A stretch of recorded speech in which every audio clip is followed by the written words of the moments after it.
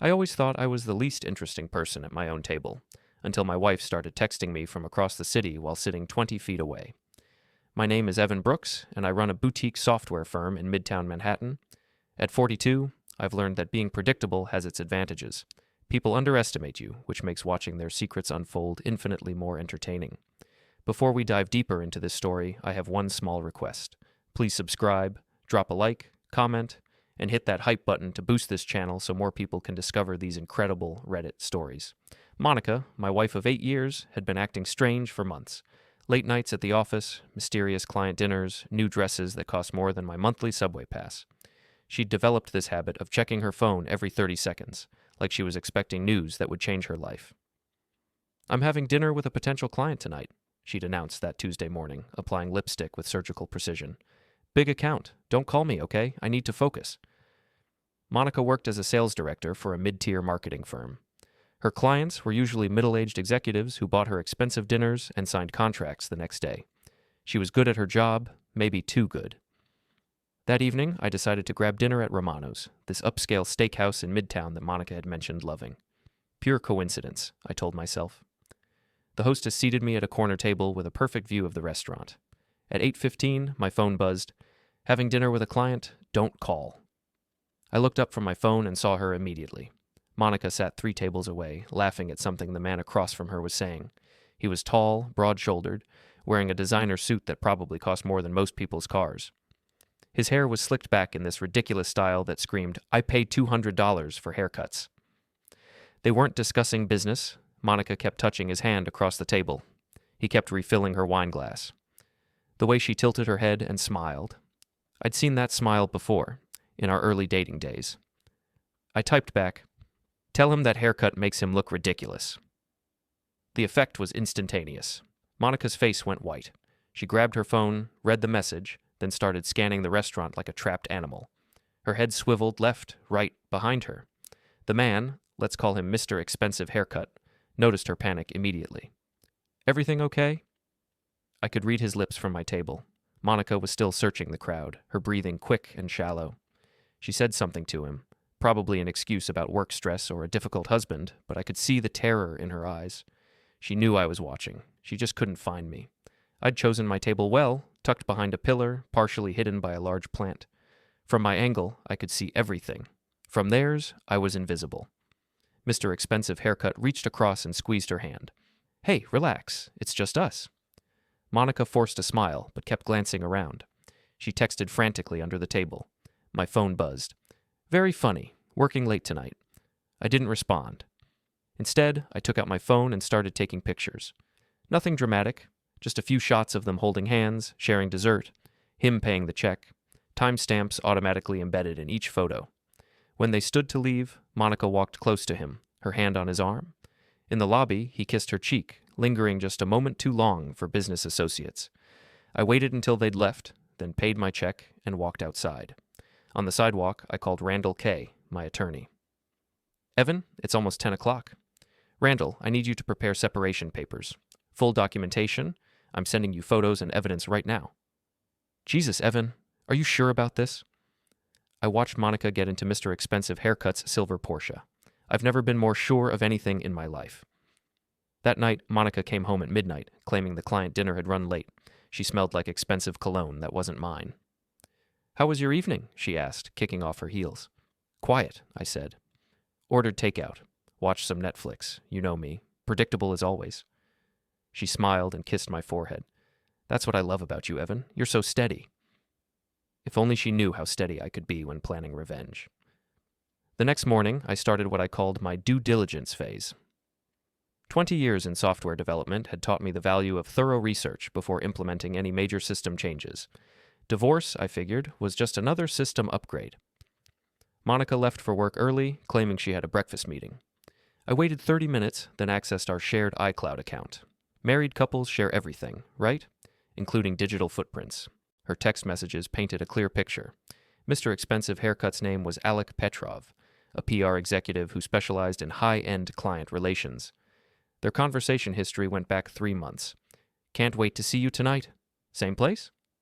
"You make me feel alive again, Alec." "Your husband doesn't appreciate what he has." He's so boring. All he talks about is code and software updates. That last one stung, but it also motivated me. Boring, was I? We'd see about that. I hired a private investigator named Janet Mills, a former NYPD detective who specialized in matrimonial cases. Janet was in her 50s, sharp as a razor, and had zero tolerance for cheating spouses. "Your wife's not very careful," Janet reported after a week of surveillance. "She meets this Petrov guy twice a week, always at expensive restaurants. He drives a leased Porsche, lives in a luxury apartment he can't afford, and has a history of dating married women." "How do you know about his finances?" Janet smiled. "Public records are amazing things. Mr. Petrov is leveraged to his eyeballs. The Porsche, the apartment, the designer suits, all financed. He's living a lifestyle that requires constant income, which probably explains why he targets women with successful husbands." Meanwhile, Monica's behavior at home became increasingly erratic. She'd disappear into the bathroom for 20-minute phone calls with clients. She bought new lingerie and claimed it was for confidence at work. She started going to the gym at 6 a.m., saying she needed to feel better about herself. The breaking point came on a Friday night. Monica announced she was going to a team-building event with her sales department. I decided to do some team building of my own, with a bottle of wine and a comfortable chair across from the Ritz-Carlton, where Monica's team building was apparently taking place. At 9 p.m., I watched Monica and Alec walk into the hotel lobby together. They weren't holding hands, but their body language screamed intimacy. She touched his arm when she laughed. He placed his hand on the small of her back as they walked to the elevator. I sat in that chair for 3 hours. They didn't come back down. Monica arrived home at 2 a.m., claiming the team event had been amazing for morale. She smelled like hotel soap and someone else's shampoo. "How was your evening?" she asked, the same question as always. "Productive," I said. "I've been working on a new project, something that's going to change everything." She wasn't listening.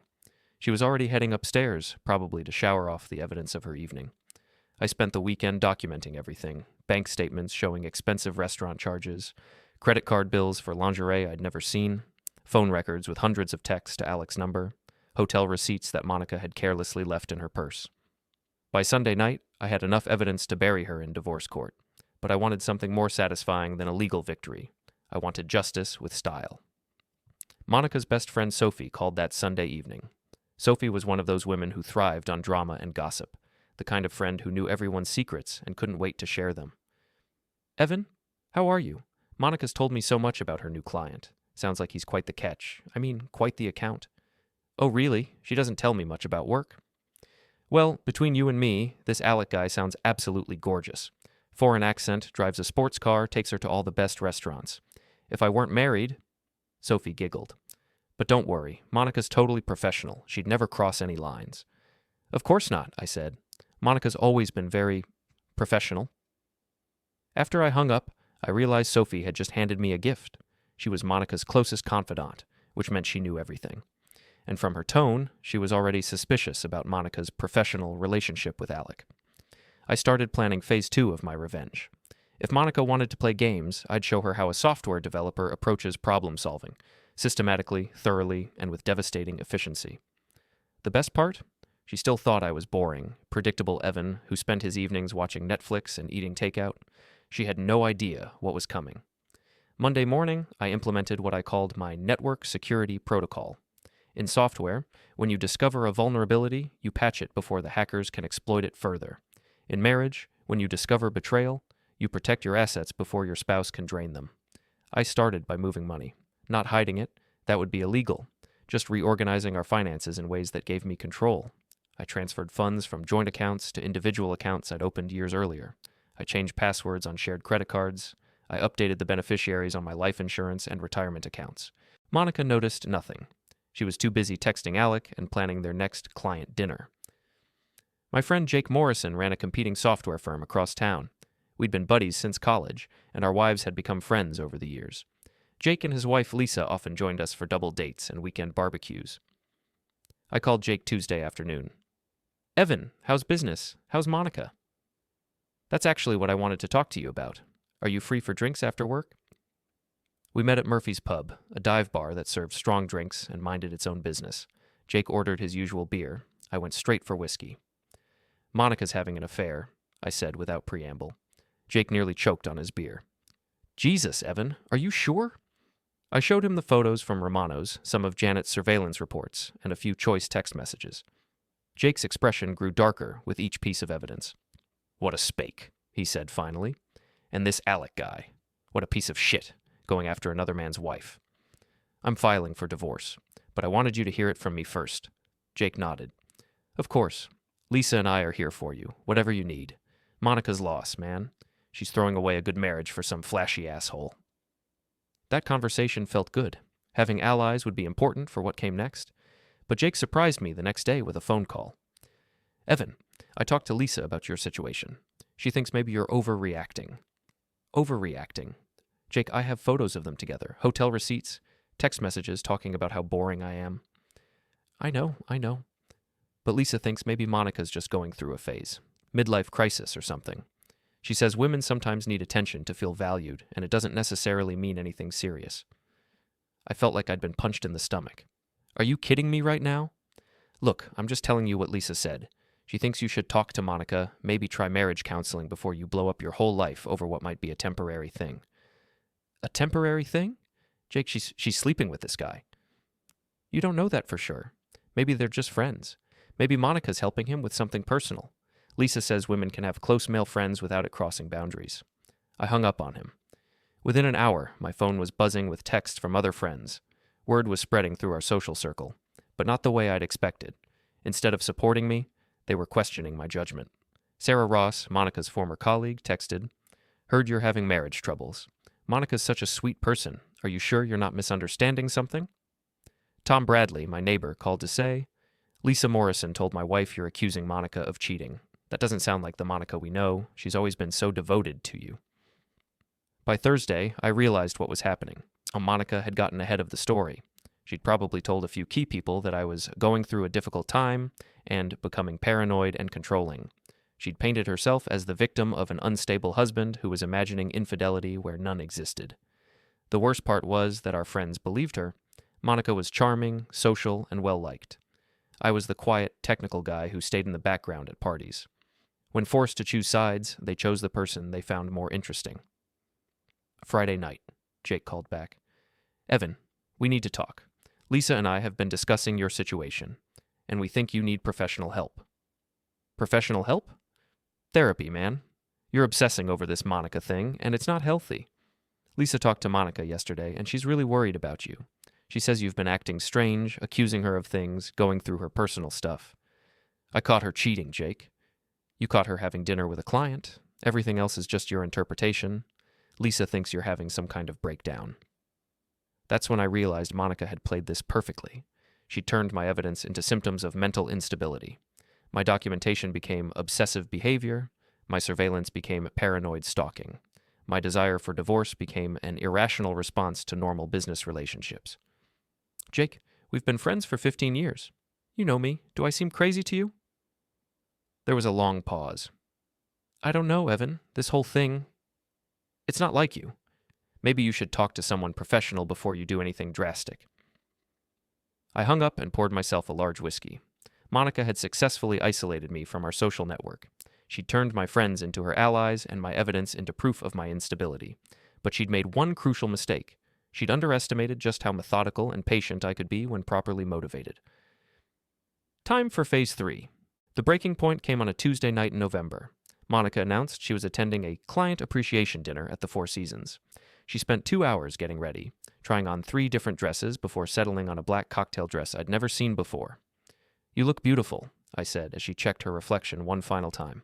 "Thanks, honey. This client is really important. Could be a huge account for the company." "The same client you've been meeting with for months?" She froze for just a second. "We're still in negotiations. These things take time." After she left, I called Janet Mills. "I need you to document tonight. Photos, video if possible, and I want you to follow them after dinner." "Evan, are you sure you want to see this?" "I'm sure." At midnight, Janet sent me a text. They went to his apartment. She's still there. I didn't sleep that night. Monica came home at 3 a.m., claiming the dinner had been incredibly productive, and they'd gone back to his office afterward to review contracts. The next morning, I made a decision.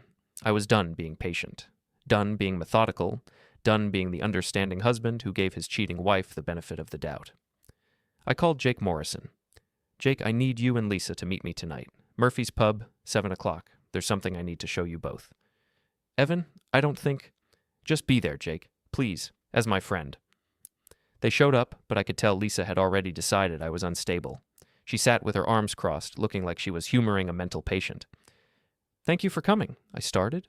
I know you both think I'm losing my mind. I know Monica's told you I'm being paranoid and controlling, but I need you to see the truth. I laid out everything. The photos from Romano's, the hotel receipts, the text messages, Janet's surveillance reports, bank statements showing expensive dinners and gifts I'd never authorized. Jake studied the evidence carefully, but Lisa barely glanced at it. This is harassment, she said finally. You hired a private investigator to stalk your own wife? You went through her personal messages? Evan, this is exactly the kind of controlling behavior that drives women away. Lisa, look at the photos. Look at the text messages. She's having an affair. She's having business dinners. The rest is just your interpretation. And even if she was attracted to this man, that doesn't mean she's acting on it. Women can have feelings without betraying their marriages. Jake was quiet, studying the photos. These are pretty damning, Lisa. They're photos of two adults sharing meals. Everything else is Evan's paranoid fantasy. I felt my control slipping. Paranoid fantasy? Lisa, she spent the night at his apartment last night. According to your hired spy, did you actually see her there? Do you have photos of them in bed together? Or are you just assuming the worst because you've become obsessed with destroying your marriage? Why would I want to destroy my marriage? Lisa leaned forward. Because you're boring, Evan. Monica's vibrant and social and ambitious, and you're threatened by that. Instead of working on yourself, you'd rather tear her down with these ridiculous accusations. The words hit me like physical blows. You think I'm boring? I think you're insecure.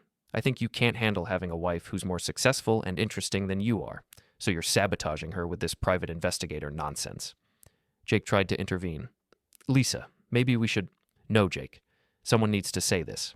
Monica is a wonderful woman who deserves better than a husband who spies on her and tries to control her friendships. If Evan can't trust his wife, maybe he shouldn't be married. I stood up slowly. Get out. Evan, Jake started. Both of you, get out, now. Lisa gathered her purse. I'm calling Monica tomorrow. She needs to know what you're planning. She needs to protect herself from you. After they left, I sat alone in that bar for 2 hours, drinking whiskey and processing what had just happened. My oldest friend and his wife had just told me I was an insecure, boring husband who deserved to be cheated on. But as the alcohol wore off, I realized something important. Lisa's reaction had been too strong, too defensive. She wasn't just protecting Monica. She was protecting the idea that wives could have close friendships with other men without it meaning anything. I wondered if Lisa had her own secrets. The next morning, I called Janet Mills. I want you to expand the investigation. Jake and Lisa Morrison. I want to know everything about their marriage, their finances, their social activities. Evan, are you sure that's wise? I'm sure. And Janet? I want to know who Lisa's been texting lately. Sometimes the best revenge isn't just exposing one cheater. Sometimes it's exposing the whole network of lies that enables them. The game was about to change completely. Janet's report on Jake and Lisa Morrison arrived Friday morning, and it was more explosive than I'd anticipated. Lisa, it turned out, had been having her own close friendship with her personal trainer, Marcus, a 28-year-old fitness instructor who specialized in private sessions with wealthy Midtown wives. The evidence was overwhelming. Hotel charges on Lisa's credit card, text messages about extended workout sessions, photos of them leaving a gym together and going to a nearby apartment. Lisa had been cheating on Jake for 6 months, which explained why she'd been so defensive about Monica's friendship with Alec. I called Jake Saturday morning. We need to talk. Same place, same time. Evan, after what happened the other night, just be there, Jake. Trust me on this. He showed up alone, looking tired and defensive. Look, I'm sorry about Lisa's reaction, he started. She was out of line, but she's worried about you, and honestly, so am I. I slid Janet's report across the table. Read this. Jake's face went through several expressions as he absorbed the information. Confusion, disbelief, anger. Finally, devastating recognition.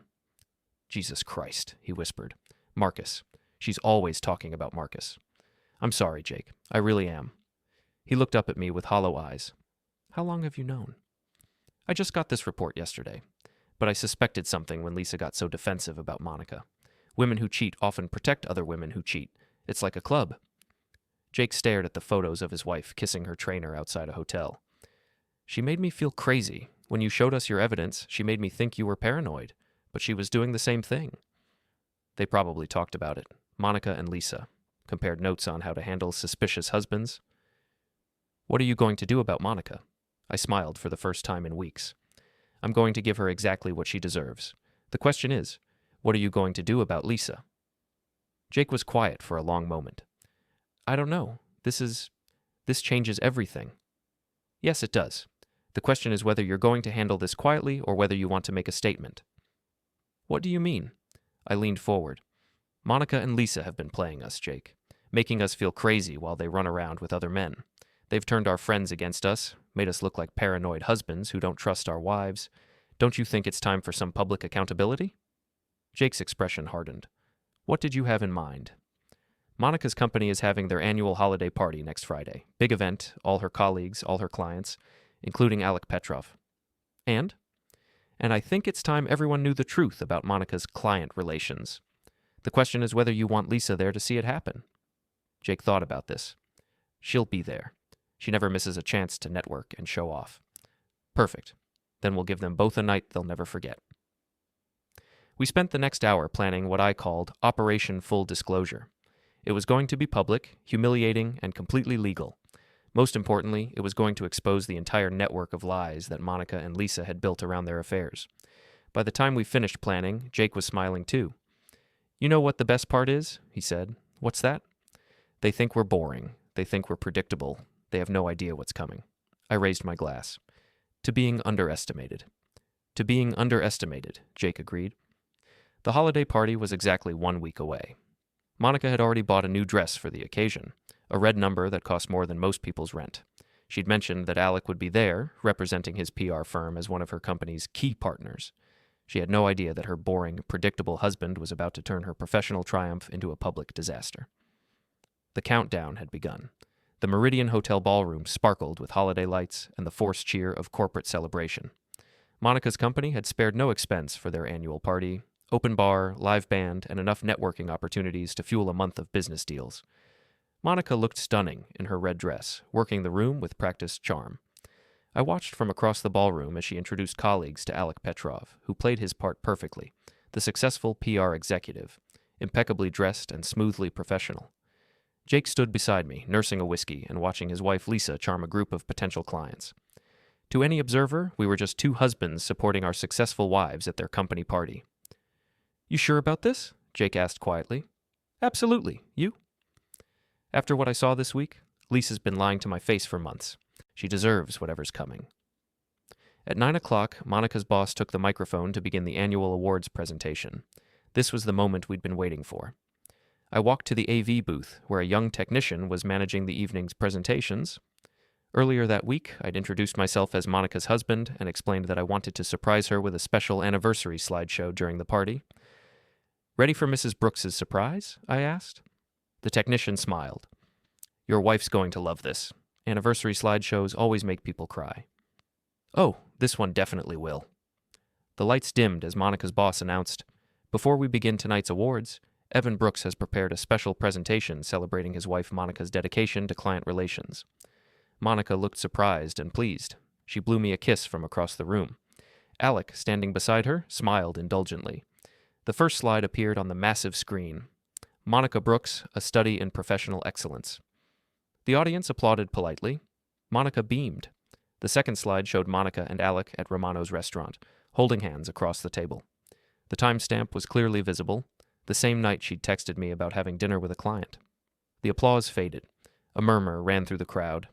The third slide showed them kissing outside the Ritz-Carlton Hotel. Another timestamp, another lie exposed. Monica's face went white. She started pushing through the crowd toward the AV booth, but Jake intercepted her. Enjoying the show? He asked loudly enough for nearby guests to hear. The fourth slide was a screenshot of Monica's text messages with Alec, including several particularly explicit exchanges about what they planned to do after their next business dinner. The crowd was no longer murmuring. People were pointing, whispering, pulling out their phones to record the disaster unfolding on screen. Turn it off, Monica screamed at the technician. Turn it off right now. But the young man was staring at the screen in shock. I don't understand. Mr. Brooks said this was an anniversary slideshow. The fifth slide showed Lisa Morrison kissing her trainer outside a downtown hotel. Jake had contributed his own evidence to our presentation. Lisa shrieked from across the room. "Jake, what the hell is this?" "It's the truth, sweetheart," Jake called back. "Something you haven't told me in months." The sixth slide was a financial breakdown showing how much money Monica had spent on her affair. Expensive restaurants, hotels, lingerie, gifts for Alec. All charged to credit cards that I'd been paying. Monica finally reached the AV booth and lunged for the controls, but security guards, who'd been alerted by Jake earlier, intercepted her. "Ma'am, you need to calm down," one guard said. "That's my husband. He's destroying my career. He's insane." The seventh slide showed Alec's real financial situation. The leased Porsche, the overpriced apartment, the credit card debt. Janet Mills had done thorough work. Alec was trying to leave, but the crowd had formed a circle around the drama. Everyone was recording now. This would be on social media within minutes. The eighth and final slide was simple text. "Monica, I hope your new client appreciates your professional services. P.S. Tell Alec that haircut still looks ridiculous. Your boring husband." The crowd erupted. Some people were laughing, others looked horrified, but everyone was talking. Monica's professional reputation was disintegrating in real time. Monica broke free from the security guards and ran toward me, her face twisted with rage. "You bastard! You've destroyed everything. My job, my reputation, my life." "No," I said calmly. "You destroyed it. I just documented it. I'll sue you. This is harassment. This is evidence of adultery, which is still grounds for fault-based divorce in New York. Everything shown tonight was obtained legally, and every photo was taken in public places. You might want to call a lawyer, Monica. You're going to need one." Lisa Morrison appeared at Monica's side, both women looking like their worlds had collapsed. "How could you do this to us?" Lisa demanded. Jake stepped forward. "How could you cheat on me for 6 months and then call my best friend crazy for suspecting his wife of doing the same thing?" "We never meant for this to happen," Monica said, tears streaming down her face. It developed naturally." "What developed naturally?" I replied. "Was your complete disregard for your marriage vows and your willingness to lie to everyone who trusted you." Alec finally pushed through the crowd, his face red with embarrassment and anger. "You're going to pay for this," he snarled at me. "This is defamation. This is photography," I interrupted. "Every image shown tonight depicts you and Monica in public places, engaging in behavior that speaks for itself. If you don't like how it looks, maybe you shouldn't have done it." Monica's boss approached, looking mortified. "Monica, I think it would be best if you left. We'll discuss your employment status on Monday." "You can't fire me over my personal life." "I can fire you for lying about client relationships and creating a hostile work environment. Security will escort you out." As Monica and Lisa were led toward the exit, the crowd began to disperse. People were already posting videos and photos on social media. By morning, Monica's humiliation would be viral. Jake clapped me on the shoulder. "Well, that went better than expected. Sometimes the truth is the best revenge. What happens now? Now we file for divorce, divide our assets, and move on with our lives. The difference is, this time everyone knows exactly why our marriages ended." Monica turned back one final time before security escorted her out. "I hope you're happy, Evan. You've gotten your revenge."